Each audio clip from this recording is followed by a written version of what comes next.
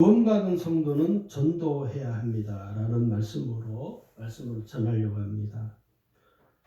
어느 전도자가 고백한 말인데요. 이런 고백을 했습니다. 사람들이 죽어가는데 어떻게 우리가 잠을 잘 수 있습니까? 많은 사람들을 그리스도교로 인도하는 실제 인물이기도 한데, 이 전도자가 고백하기를 사람들이 지금 이렇게 죽어가는데 어떻게 우리가 편안하게 잠을 잘 수 있겠느냐. 참 우리로 하여금 도전을 받게 하는 고백이죠. 이 전도는 죽어가는 사람을 살려내는 것입니다. 어느 예능 프로에서 대구에서 간호사로 봉사활동을 하시는 분이 그 예능 프로에 잠깐 이렇게 나와서 이야기하는데, 어느 연예인 그 간호사 되시는 분에 괜찮냐고 그러니까 그분이 나는 괜찮다고, 또 괜찮냐고 그러니까 나는 정말 괜찮다고, 그러면서 그 간호사가 여기에 많은 사람들이 지금 어려운 가운데 있기 때문에 자기가 늘 국가적인 재난이 있을 때마다 자기는 당연히 자기의 직업이 간호사이기 때문에 이런 일에 재난을 당했을 때 자기는 그곳이 어디든가 항상 달려간다고. 사람이 죽어가는데 그 사람을 살려내기 위해서 자기는 어디든지 갈 수 있다는 이야기죠. 전도도 마찬가지입니다. 사람들이 악한 사단에 의해서 지옥으로 끌려가는데 그 끌려가는 그 사람들을 구출해내는 것이 이 전도입니다. 그래서 이 전도는 어떤 특정한 사람, 특별한 사람만, 또 어떤 심지어는 전도의 은사라고 표현하기도 해요. 틀린 말은 아니지만 이 전도의 은사를 받은 사람만이 전도할 수 있는 것은 아닙니다. 그래서 이 전도는 선택이 아니라 필수이고, 전도는 구원받은 모든 사람들이 감당해야 될 삶의 과제와도 같은 것입니다. 목사들이 설교를 제일 하기 어려워하는 부분이 전도입니다. 그리고 교인들이 제일 듣기 부담스러워하는 부분이 뭐냐면 전도예요. 전도. 그래서 우리가 그렇지만 우리가 영혼을 구원하는 일에 대해서 우리가 마음을 품어야 될 줄로 믿습니다. 전도는 왜 해야 되느냐 하면, 이 원론적인 이야기인데, 전도는 왜 해야 되느냐면 주님의 명령이기 때문입니다. 주님의 명령이라는 것이죠. 오늘 예수님은 구원받은 모든 성도들에게 말씀하기를 복음을 전하라, 이 명령을 우리에게 부여하셨습니다. 그래서 전도는 우리가 볼 때는 전도는 뭐냐? 사명이라는 거예요. 사명은 해도 되고 안 해도 되는 문제가 아니라 반드시 수행해야 될 주제이라는 것이죠. 오늘 예수님께서는 지상 최대의 명령인 이 전도에 대해서 우리가 순종할 것을 말씀을 하고 계십니다.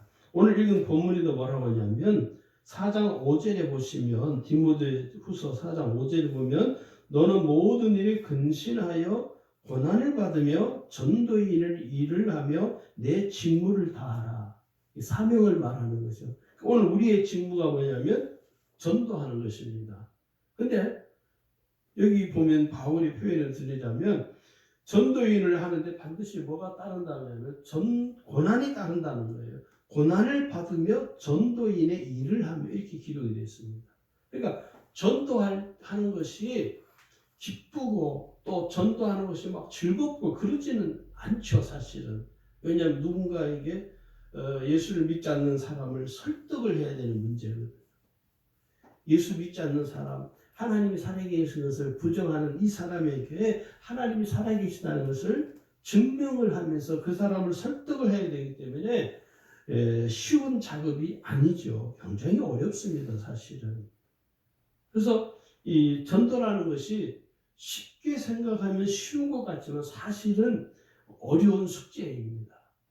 자, 두 번째, 우리가 왜 전도를 해야 되느냐면 영혼을 구원하기 때문입니다. 영혼을 구원하는 것이죠.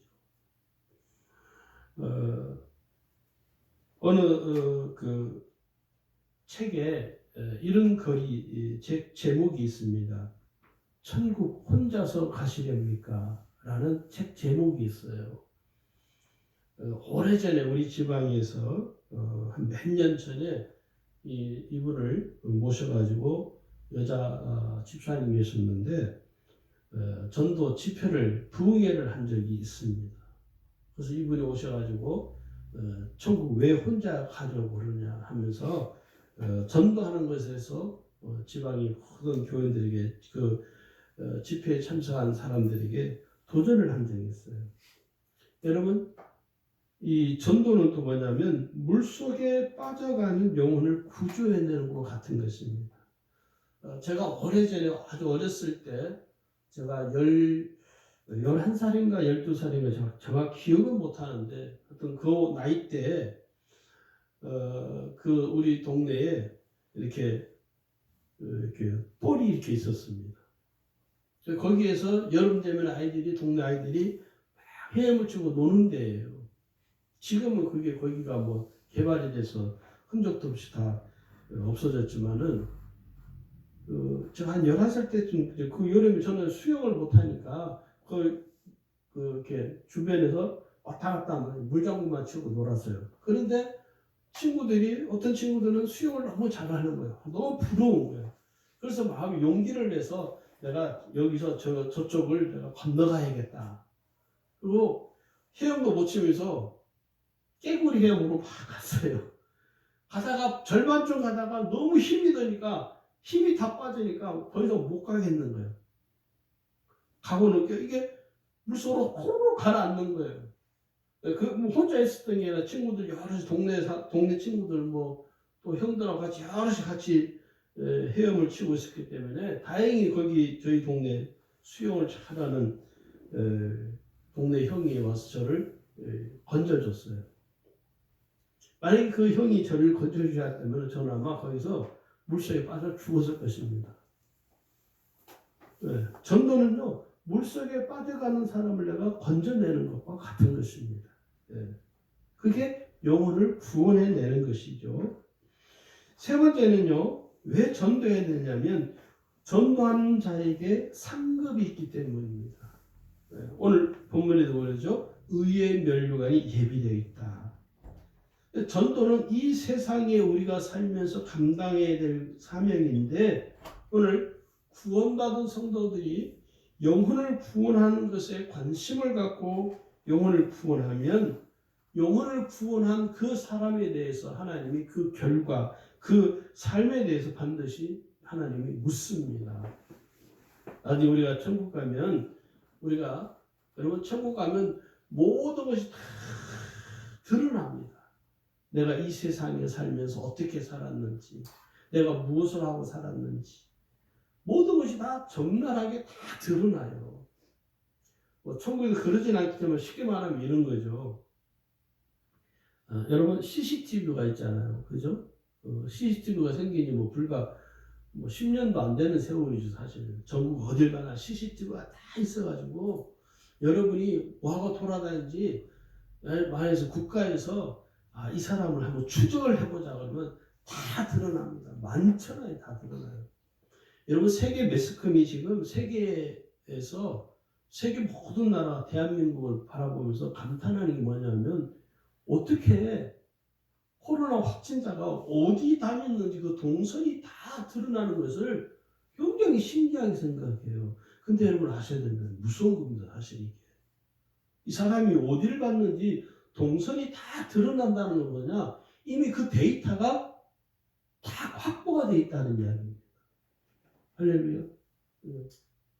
내가 어디를 갔는지, 내가 어디 가서 무슨 짓을 했는지 그 동선이 다 드러나요, 사실은. 핸드폰만 딱 추적을 하면요. 박준호가 가서 무슨 짓을 했는지 다 드러난다요. 누구 만난지도 다 드러나요. 세상 지금 모든 각 외국에서 극찬을 하는 이유가 뭐냐면 이 코로나 확진자가 어디를 갔는지 다 드러나고 더군다나 그것을 정부가 다 공개를 해버리잖아요. 외국 다른 나라에서 그걸 공개를 못 한다는 거예요. 그리고 시스템이 안 돼 있기 때문에 못 하는 거든 사실은. 그러니까 우리가요 천국 가면 드러나는 정도가 아니라 다 만천하예요. 이 파노라마 스크린이 지나가듯이 다 공개되어 져버려요. 내가 어떻게 살았는지, 내가 무엇을 하고 살았는지, 무슨 짓을 했는지 천국 가면 나의 모든 삶이 다 만천하에 하나님 앞에 다 드러나는 거예요. 그래서 우리가 하나님 앞에 딱 설 때 주님이 묻습니다. 내가 몇 영혼을, 몇 사람을 구원했느냐.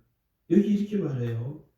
고린도후서 5장 10절에 보면 이는 우리가 다 반드시 그리스도의 심판대 앞에 드러나 각각 선악간에 그 몸으로 행하는 것을 따라 받으려 합니다.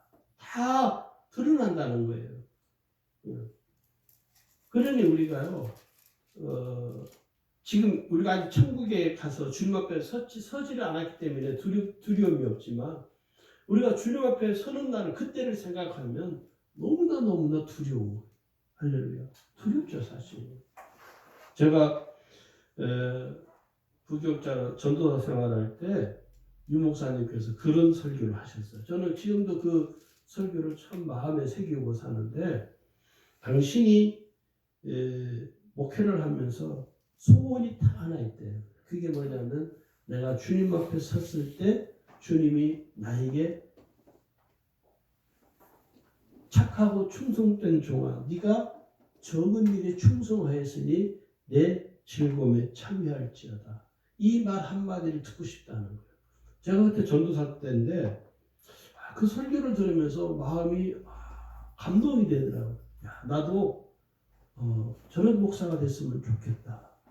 나도 주님 앞에 섰을 때 네가 작은 일에 충성했으니 나의 즐거움에 참여할지어다. 지금도 그 마음을 이렇게 늘 새기면서 하는데 쉽지는 않죠. 자, 그러면 여러분 전도자는 누가 될 수 있는가 하는 문제입니다. 첫 번째 전도자가 누가 될 수 있느냐 하면 복음의 은혜를 경험한 사람이 전도자입니다. 복음의 은혜를 경험한 사람이 전도자예요. 우리가 잘 아는 것처럼 바울이란 이름은 예수 믿고 거듭난 이후에 이름을 개명을 했습니다. 그 전의 이름은 뭐냐면 사울이죠. 사울. 신약성경에 특별히 사도행전에 보면 이 사울이 어떻게 끔찍한 일을 하며 살았는지를 적나라하게 기록을 하고 있죠. 거기 보면 바울이 예수 믿지 않을 때는 사울이었죠. 그런데 이 사울이 다메섹 도성에 가다가 예수님을 만나게 됩니다. 영적인 체험을 하게 되죠.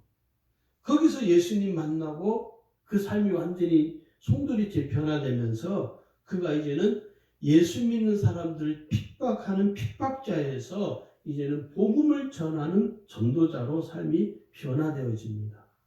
어떻게 이런 일이 가능하나? 그것은 복음의 은혜를 경험했기 때문에 그런 거예요. 자기가 몰랐던 것이죠.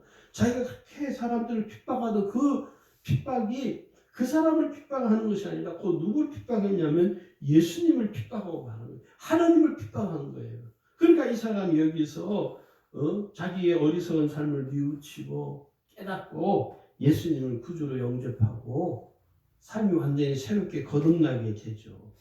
그리고 이제는 예수 안 믿는 사람들에게 복음을 증거하는 사람으로 변화된 것입니다. 이게 무슨 말이냐면 복음을 전하지 않은 채 신앙생활을 하는 것은 더 이상 복음의 은혜를 아는 사람이라고 말할 수 없다는 것이죠. 정도의 차이는 있습니다. 어떤 사람은 특별한 은혜를 받아서 막 전도를 잘하는 사람이 있어요. 서울의 어떤 교회는 아예 동판에 새겨가지고 전도를 한 사람의 이 손을 이 동판에 새겨가지고 그것을 교회에다가 이렇게 비치를 해놓은 거예요. 이분은 한 1년에 100명 이상을 전도하는 분이에요. 그게 어떻게 가능하나? 가능하죠. 흔한 일은 아니지만 그 교회를 가면 이렇게 교회 로비에 전도한 사람, 1년에 뭐 보통 100명, 어떤 사람은 50명, 어떤 사람은 30명 이렇게 전도를 한대요. 그걸 동판에 이렇게 새겨놔가지고 로비에 전시를 해놨어요. 그걸 자랑하는 건 아니겠지만은 성도들에게 영적인 도전을 주려고 하는 것이죠. 뭐 그런 사람도 있습니다. 그런데 그렇게 하지는 못한다 할지라도 우리가 내가 복음의 은혜를 경험한 은혜가 있기 때문에 이 은혜를 사람들에게 나누고 싶은 거예요. 알지 못하는 사람들에게, 하나님이 살아계신 것을 알지 못하는 사람들에게 전하는 것이죠.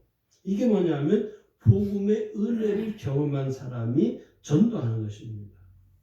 두 번째, 어떤 사람이 누가 전도자가 될 수 있냐면, 이거는 이제 사람의 대상이 아니라 복음이 뭐냐면 신앙생활의 액세서리가 아니라는 것입니다. MBC 사장을 역임한 분이 계세요. 기자 생활을 오래 하시고 그분이 이제 조정민 목사님이라고, 그분이 지금은 목사님이 되셨습니다. 그분의 간증에 그분이 KBS 아침마당에 나와서 일반 공중파 방송에 나와서 그 신앙을 이야기하는 것은 거의 있을 수 없는 일이거든요. 근데 KBS 아침마당에 나와서 이분이 그 기독교 신앙에 대해서 또 자기의 신앙에 대해서 간증 비슷한 이야기를 한 적이 있어요. 그분의 그 이야기를 들어보니까 그런 이야기 하는 거예요. 오늘날 자기가 45살에 예수를 믿었는데 45살에 예수를 믿으니까 보니까 자기 부인도 엉터리더래요.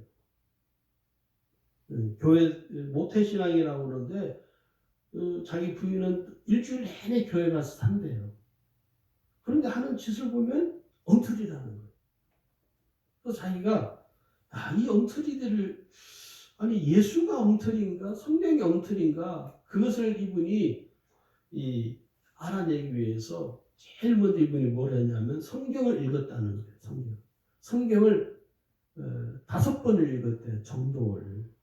그런데 그분이 이 성경을 5번 읽으면서 얻은 결론이 뭐냐면 예수는 진짜인데 예수를 믿는 그리스도인들은 가짜고, 예수는 진짜인데 교회는 가짜구나. 이걸 이분이 깨달은 거예요. 예수는 진짜인데 예수 믿는 그리스도인들은 다 가짜구나. 예수님이 세운 교회라고 하는데 이 교회들은 다 가짜구나. 그래서 이분이 이걸 좀 더 깊이 알기 위해서 이분이 신학을 하신 거예요. 목사님이 되려고 된 게 아니라 신학을 미국으로 유학을 간 거예요. 가족들 다 데리고. 그 MBC, 그때 당시 MBC 사장이었는데 자기 부인이 막 그랬다는 거예요. 아이들 교육도 시켜야 되는데 MBC 사장직인데 왜 그 좋은 놔두고 꼭 신학을 하려고 그러냐. 그래서 그분이 그랬대요.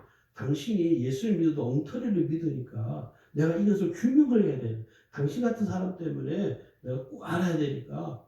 그래서 그분이 신학을 했다는 거예요.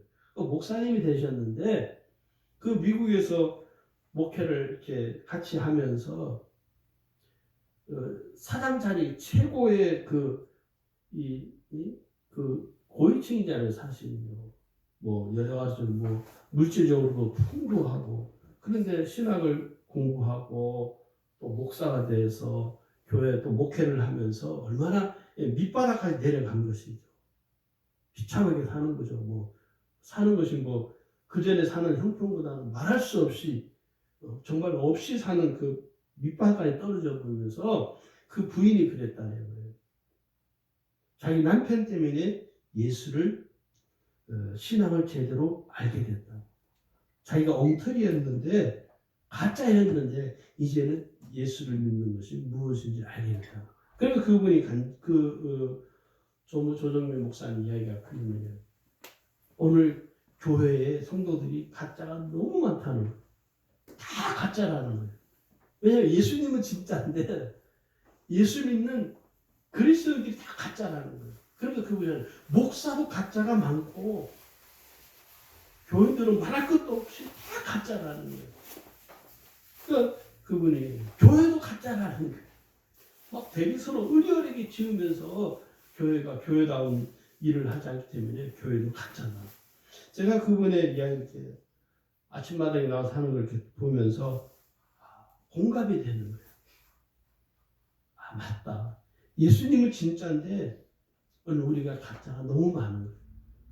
그분이 그 이야기를 하셔요. 전도에 관한 이야기를 하시면서 오늘날 예수 믿는 사람들이 전도를 하는데 왜 안 되느냐면 자기 자신은 변화되지 않으면서 자꾸 사람들에게 복음을 전도하다 보니까 사람들이 거부감이 생긴다. 자기는 하나도 예수처럼 안 살면서 가서 그냥 전도만 하다 보니까 말이 많고 떠들기만 하고 그런다고. 제가 그래서 그 마당에서 아침마다 거기 사람들이 이제 그 패널들인데 물어봐. 그렇게 뭐 교회에 대해서 이야기도 물어보고 11조에 대해서도 물어보고 여러 가지 이야기를 합니다. 결론이 뭐냐면 예수는 진짜인데 교회는 가짜가 많고 예수는 진짜인데 오늘 그리스도인들이 가짜가 너무 많다는 거예요. 이래서 오늘 종교인으로 사는 사람이 많다는 거죠. 그분 이야기도. 오늘 우리가요 복음을 액세서리로 생각하는 경향이 있다는 거예요. 성도들이. 그래서 사람들이 가면서 내가 어느 교회 목사라고 목이 힘주고 내가 어느 교회 장로라고 목이 힘주고 우리 연회에서 이렇게 제가 감리사에서 다 다녀보면요 목이 힘주는 장로님들 많아요. 자기가 그 교회 큰 교회 장로라면서 목에 힘을 확 주는 거예요.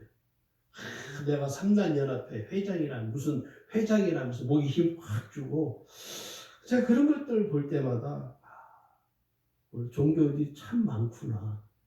신앙을 액세서리로 생각하는 사람들이 많구나. 그런 사람들을 가리켜서 우리는 종교인이라고 부르거든요. 여러분 복음은 더 이상 싸구려가 아닙니다. 액세서리가 아니라는 것이죠. 그래서 이 복음의 능력을 경험하지 못하면 복음을 전할 수가 없다 하는 것입니다. 할렐루야. 네. 복음을 전할 길이 없어요. 자, 그 다음에 세 번째는요. 누가 전도자가 될 수 있냐면은 선교사적인 마음을 가진 사람이 전도자가 될 수 있습니다. 이 선교사 같은 마음을 품는 것이죠. 오래전에 제가 전에 있던 교회에서 중고등부 중학생, 고등학생, 그 다음에 대학생들, 청년들, 직장 다니는 청년들에게 무슨 프로젝트를 한 적이 있냐면 선교사, 학교 다니는 아이들은 학원 선교사, 직장 다니는 사람들은 직장 선교사라고 그래가지고 선교사 파송 예배를 드린 적이 있어요. 그리고 그 교육을 한 몇 주 동안 중고등부 그다음에 청년들, 대학생들, 직장인들 대상으로 열린 교회라고 그러는데 거기 한 120명 예배를 드렸기 때문에 그 아이들을 대상으로 한 몇 주 동안 이 선교사 프로젝트 교육을 한 적이 있습니다. 그래서 이제 아이들이 내가 다니는 우리 고등학교에 우리 학교에 나는 선교사입니다. 내가 다니는 직장에 나는 직장 선교사입니다. 그래서 그런 마음을 가지고 결단하는 해가지고 다 같이 하는 것이 아니라 정말 본인이 내가 선교사적인 마음을 가지고 내가 학교에 다니고 직장 다니겠습니다. 결단하는 사람들을 모아가지고 그때 한 절반 이상이 그렇게 결단을 했어요. 절반은 하지도 못하고. 그 절반 되는 사람들은 내가 이제 우리 학교 선교사로, 내가 우리 학교의 선교사로 내가 헌신하겠습니다. 내가 우리 직장의 선교사로 헌신하겠습니다.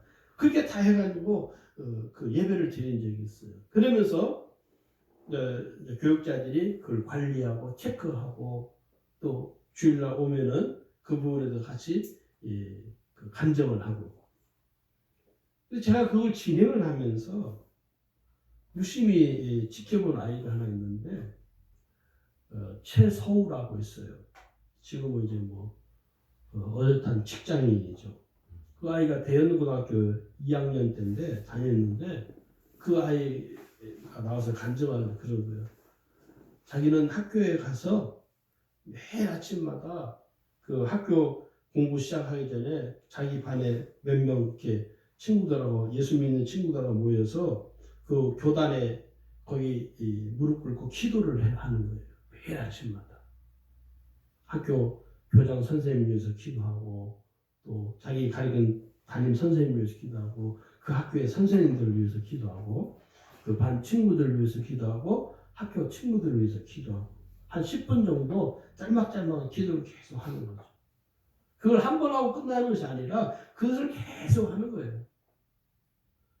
그러면서 그 아이가 그 기도 모임을 하면서 이 아이가 깨달은 게 있어요. 하나님 그 아이에게 특별한 은혜를 주셨어요. 이 아이가 뭘 깨닫냐면 자기는 그전에는 그냥 예수 믿는 것을 학교 친구들에게 다 숨겼다는 거예요.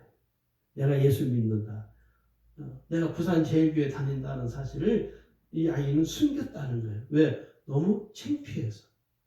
그런데 이 파송, 내가 학교에 학원 선교사라는 의식을 가지고 교회에서 예배도 드리고 그렇게 또 성경 공부도 하고 그 말씀 공부도 하고 난 이후부터는 그 학교에서 친구들에게 고백을 하는 거예요. 공개를 하는 거예요. 내가 예수 믿는 사람이다. 그래서 그 반 친구들에게 혹시 예수 믿는 친구들이 있으면 나와 함께 아침마다 우리 학교를 위해서 선생님들을 위해서 우리 친구들을 위해서 같이 기도하자. 그래서 그 반에서 아이들이 한 서너 명이 이렇게 모였다는 거예요. 나도 예수 믿는다. 자기가 예수 믿는다는 것을 말하지 않은 친구들도 있겠죠. 그걸 어떻게 해서 그렇게 해서 시작했는데 그 아이 삶이 확 달라지잖아요. 엄청나게 달라져요. 그걸 다 이야기할 수는 없기 때문에 어쨌든 간에 이 선교사적인 마음을 품고 산다는 것은요. 그 삶에 큰 변화를 일으킨다는 것은 그 아이를 보면서 제가 경험을 했습니다.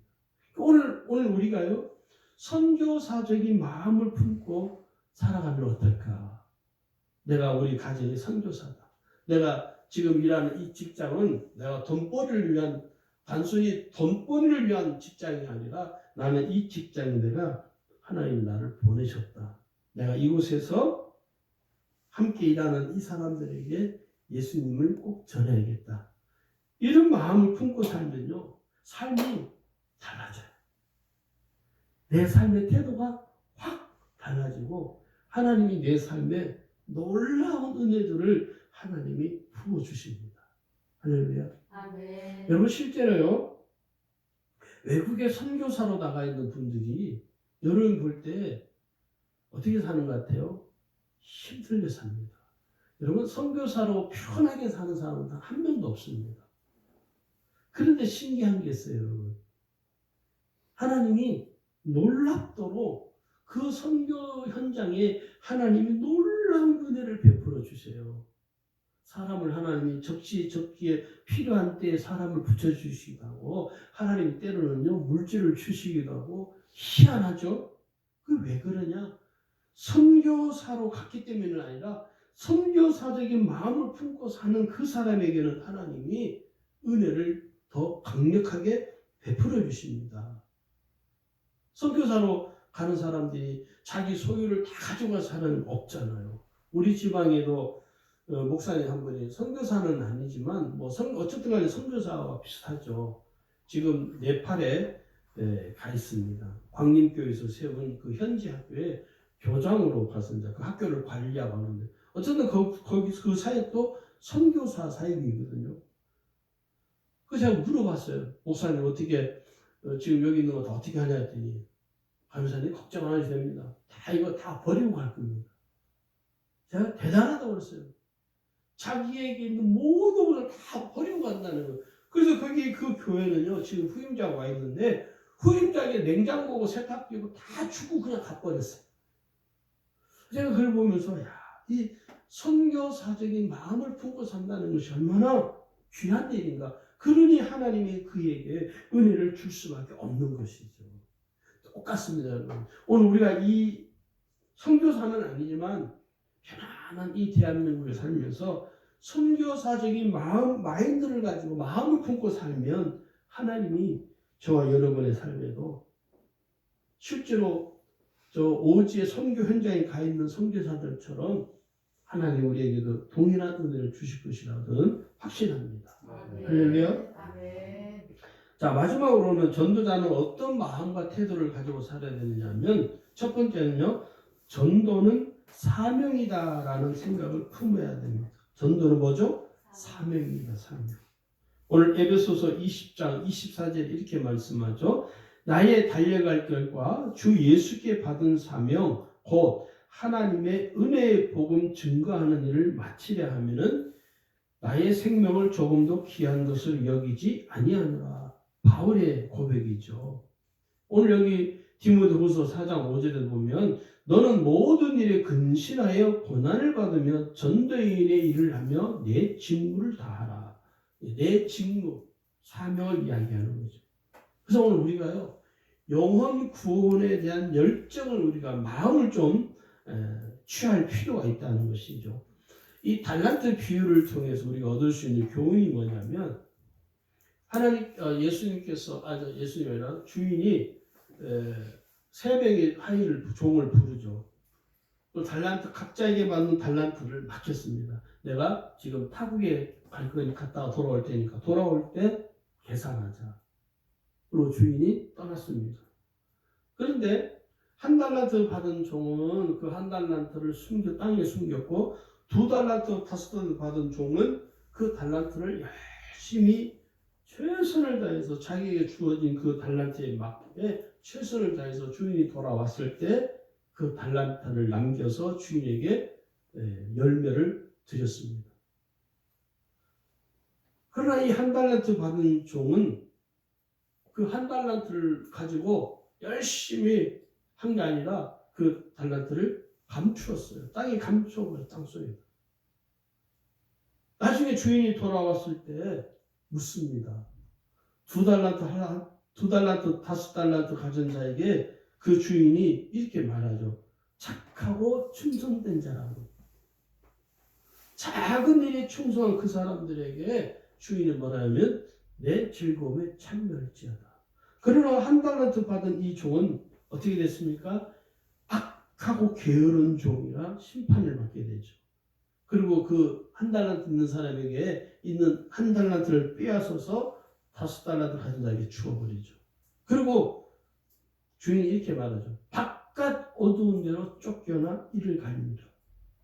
이게 오늘 우리가 전도도 마찬가지예요. 우리가 하나님 내게 주신 삶이 있죠. 오늘 저와 여러분이 하나님이 내게 허락하신 삶이 있습니다.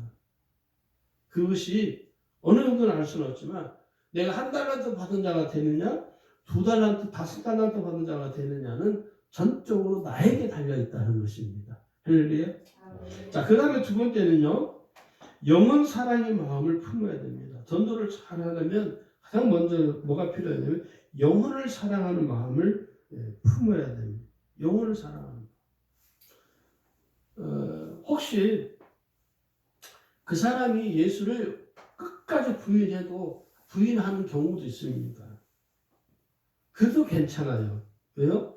내가 해야 할 일은 영혼을 사랑하는 마음을 품는 거예요. 그게 제일 중요합니다.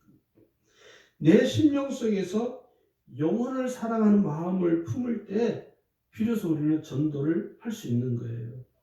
그리고 하나님이 그 마음을 귀하게 여기셔서 하나님이 반드시 영혼을 구원하는 일을 맺게 해주십니다.